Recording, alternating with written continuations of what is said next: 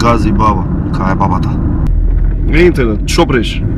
Возам ја. Топло е, ладно е, врне, сонце грее, да нека се одлучи, мислам, нека терам веќе едно. Јас да и ние сме малце терсени, ништо не ни одговара. Кога е топло, зашто е топло?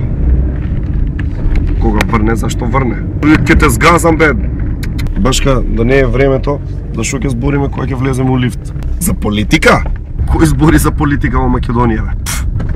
Никој. Стигна во гаража. Чекай да се видиме овде.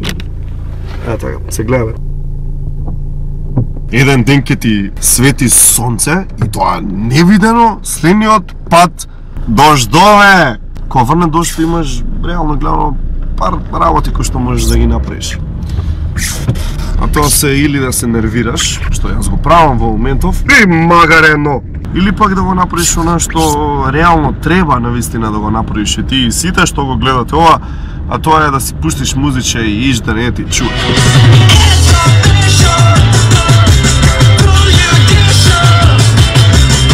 Друга работа што нема врска со ништо од ова, само јас ли гледам дека има нешто не во ред со стихот на Ријана, камења и коски може да ми... не. Како може? Стапови и камења може да ми ги скршат коските, но ланци и бичеви ме возбудуваат.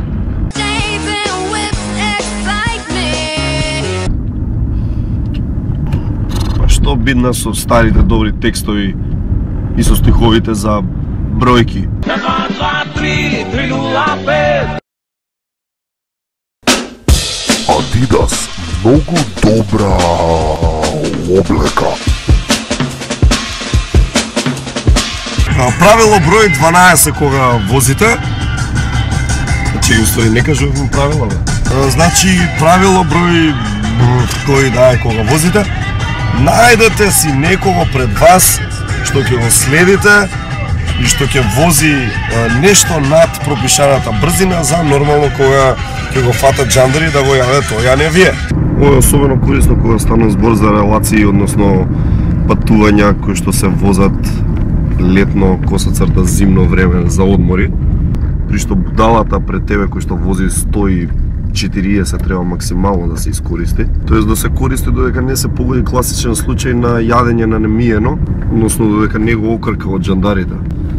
Тоа не е баш добра работа. При што следува ново гуслање за првиот шлепер се додека не најде нова будала, која не само што не го почитува законот, туку мисли дека исто толку релевантен колку и мислењето за радиацијата во Фукушима на 3-месечно бебе. Што значи не е релевантен. Тоа сакав да кажам. Па наместо пропишаните 30 вози 30 пати повеќе од тоа.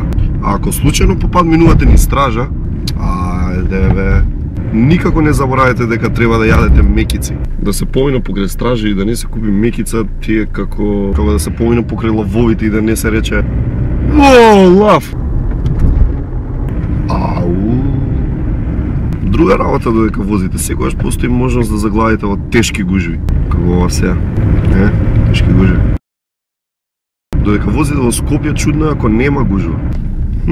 Нема гужва. Во тој случај само си пуштате благопријатна музика и дозволувате патот сам да ве носи.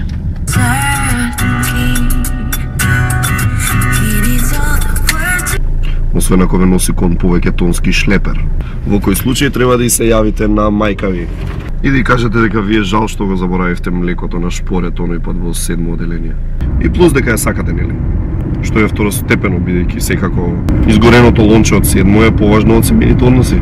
Тоа беше фантастично лонче! Млекото веќе не е исто без него.